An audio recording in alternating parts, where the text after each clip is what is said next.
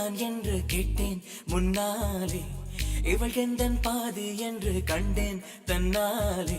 என்னை பார்க்கிறாள், ஏதோ கேட்கிறாள்,